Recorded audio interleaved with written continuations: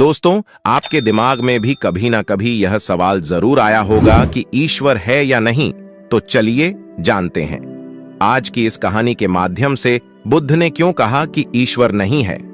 दोस्तों, गौतम बुद्ध अपने जीवन काल में अपने प्रवचनों से मानव जीवन में क्रांति लाई थी और हम जानते भी हैं कि गौतम बुद्ध की बातों में जीवन जीने की कला की चाबी छुपी हुई है।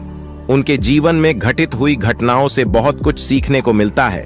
ऐसे ही एक घटना के बारे में आज मैं आपको बताऊंगा। गौतम बुद्ध के समय में एक सवाल उनसे अक्सर पूछा जाता था कि ईश्वर है या नहीं, और हर बार बुद्ध एक अलग जवाब देते थे। ईश्वर के बारे में पूछा गया यह सवाल आज भी पहेली है और बुद्ध के समय में भी पहेली ही था। लोगों ने यह सवाल कई बार बुद्ध से पूछा, लेकिन बुद्ध कभी भी इसका सही जवाब नहीं दिए। एक बार की बात है, एक ज्ञानी पंडित गौतम बुद्ध का प्रवचन सुनने आया करता था और वह पंडित उनकी बातों से सहमत भी था। वह मानता था कि गौतम बुद्ध एक ज्ञानी पुरुष हैं। एक बार बुद्ध ध्यान की मुद्रा में बैठे हुए थे और वह व्यक्ति उनके पास गया और उनसे पूछा कि बुद्ध, कृपया आप मुझे बताएं कि ईश्वर है या नहीं। मेरी आपसे प्रार्थना है कि आप मेरे सवाल का मुझे सही जवाब दें। बुद्ध के बारे में यह कहा जाता है कि वह कभी भी किसी भी प्रश्न का सीधा जवाब नहीं देते थे। उनके हर जवाब में रहस्य भरा होता था। ज्ञानी पंडित ने कहा कि मुझे ईश्वर के बारे में आपसे जानना है। ईश्वर है या नहीं? बुद्ध उसकी बात सुनकर मुस्कुराए और फिर पंडित से बोले, ठीक है गौतम। बुद्ध ने कहा कि मैं तुम्हारे सवाल का जवाब जरूर दूंगा, लेकिन उससे पहले मेरे कुछ प्रश्नों का जवाब आप मुझे दे दो। पंडित ने कहा, मैं बिल्कुल आपके प्रश्नों का जवाब दूंगा, आप कृपया प्रश्न पूछें। बुद्ध ने कहा कि क्या तुम सूर्य को मानते हो? पंडित ने बुद्ध की तरफ देखा और कहा कि यह किस प्रकार का प्रश्न है? मैं छोटा बच्चा हूं, आप जो मुझसे बच्चों वाला प्रश्न पूछ रहे हैं। सूर्य तो साक्षात प्रकट होता है और पूरी दुनिया को रोशनी देता है। धरती पर रहने वाले हर जीव को सूर्य से ऊर्जा प्राप्त होती है। सूर्य को तो हम रोज ही देखते हैं। बुद्ध ने उनसे कहा कि ईश्वर के होने के बारे में प्रश्न कहां से आया, क्योंकि जिस प्रकार सूर्य हमारे सामने है उसके होने का कोई प्रश्न नहीं होता। तब ईश्वर के लिए यह सवाल क्यों उठा? ईश्वर को मानने की क्या आवश्यकता है? इसका मतलब तो यह हुआ कि आपके मन में कहीं ना कहीं ईश्वर के प्रति संदेह है, क्योंकि ईश्वर सूर्य की तरह आपके सामने नहीं है। आप ईश्वर को भी बुद्धि से ढूंढने के लिए निकले हो और बुद्धि केवल उन्हीं बातों को मानती है जो उसके सामने दिखाई देता है, और ईश्वर कभी भी आपको प्रत्यक्ष रूप में सामने दिखाई नहीं देगा। अगर दिख जाए तो वह ईश्वर नहीं होगा। गौतम बुद्ध ने कहा कि तुम ईश्वर को मानते हो या नहीं। असल में यह प्रश्न ही गलत है, और गलत प्रश्न का सही उत्तर कैसे दिया जा सकता है? इसलिए अगर इस गलत प्रश्न के पूछे जाने पर और अगर किसी के उत्तर दिए जाने पर, तो वह उत्तर भी इस प्रश्न की तरह ही गलत होगा।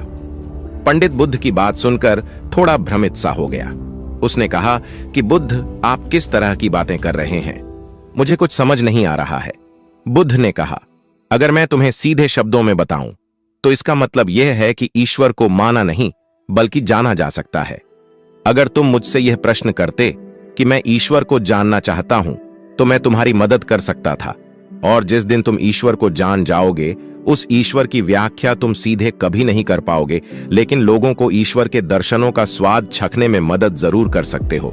तुम कभी अपना अनुभव किसी को दे नहीं सकते हो, लेकिन किसी को अनुभव कराने में सहायता जरूर कर सकते हो। दोस्तों, आपने बुद्ध के जीवन की कितनी कहानियां, किस्से सुने होंगे। वहां आपने देखा होगा कि बुद्ध ने कभी भी ईश्वर के बारे में स्पष्ट नहीं कहा, और इसकी वजह से कई बार बुद्ध के ऊपर उंगलियां भी उठी।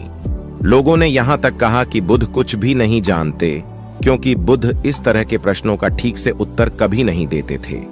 गौतम बुद्ध इस तरह के प्रश्नों से हमेशा बचा करते थे, क्योंकि ईश्वर और आत्मा के संबंध में कोई उत्तर दिया ही नहीं जा सकता है, और अगर कभी देना भी पड़े तो वह उदाहरण के माध्यम से उसे समझाने का प्रयास करते थे, क्योंकि ईश्वर और आत्मा के संबंध में कोई उत्तर दिया ही नहीं जा सकता है। यह संभव ही नहीं है। और मेरा यह मानना है कि बुद्ध को सचमुच ज्ञान प्राप्त हुआ था। वह उस ईश्वर का अनुभव कर चुके थे, और कोई भी व्यक्ति जो इस अनुभव को प्राप्त कर चुका हो, वह कभी भी ईश्वर के बारे में या ज्ञान के बारे में सीधा सीधा कभी नहीं बताता। वह आपके प्रश्न को बीच में ही लटका देता है। क्योंकि वह चाहता है कि आप उसका स्वाद खुद चखें। गौतम बुद्ध ने कभी वह गलती नहीं की जो आज के कुछ धर्मगुरु कर रहे हैं। कहने का मतलब है कि जितने भी ज्ञानी पुरुषों ने ईश्वर के बारे में स्पष्टीकरण किया, उनके अनुयायियों ने उनके धर्मगुरुओं द्वारा ईश्वर के बारे में कही हुई बातों को मान लिया और अपने अलग अलग समुदाय बना लिए। फिर क्या हुआ, आप यह देख ही रहे हैं। उन गुरुओं द्वारा दी गई प्रामाणिकता के आधार पर आज वह सभी समुदाय एक दूसरे के दुश्मन बने हुए घूम रहे हैं और हथियारों के दम पर यह प्रमाणित करना चाहते हैं कि मेरा गुरु सही है, मेरा ईश्वर सही है। वह लोग यह कहते हैं कि तुम अपनी ईश्वर को छोड़ो और हमारे ईश्वर को मानो, क्योंकि हमारा ईश्वर सत्य है। अगर कोई व्यक्ति ईश्वर की सीधी व्याख्या कर देगा तो अज्ञानियों की भीड़ उसकी बातों को मान लेगी। वह भी ईश्वर का अनुभव कभी नहीं करेगी। वह भीड़ तो केवल आपकी कही गई बातों के आधार पर किताबें लिख देगी और हाथ में तलवार लेकर चल पड़ेगी कि हम अपने समुदाय को बढ़ाएंगे, अपने धर्म को बढ़ाएंगे, प्रचार प्रसार करेंगे। शायद बुद्ध इस बात को जानते थे, इसीलिए उन्होंने कई बार ईश्वर के वजूद को भी नकारा। इनकार इसलिए किया कि आपकी प्यास और गहरी हो सके, आप उसको जानने के लिए उतावले हो जाए। अगर बुद्ध ईश्वर के बारे में सीधे सीधे कह दे तो भीड़ आसानी से उनकी बात मान जाएगी। और ऐसे ही हमने धरती पर न जाने कितने ही ईश्वर और भगवान को जन्म दे दिया है। ऐसा लगता है कि ईश्वर ने मनुष्य को नहीं बनाया, बल्कि मनुष्य ने ईश्वर को पैदा किया है। तो दोस्तों, गौतम बुद्ध की कहानी से हमें क्या शिक्षा मिलती है कि भगवान को मानना नहीं, बल्कि जानना चाहिए और उसका अनुभव लेना चाहिए।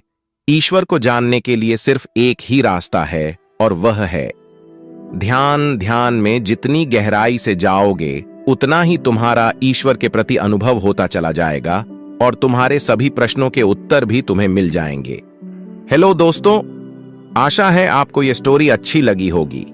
अगर अच्छी लगी हो तो स्टोरी को लाइक और शेयर करें। तो मिलते हैं एक ऐसी ही स्टोरी में नेक्स्ट स्टोरी वीडियो में। अगर आप इस चैनल पर नए हैं तो आप मेरे इस YouTube चैनल स्टोरी अड्डा बाय AP को सब्सक्राइब करें। Thanks for watching.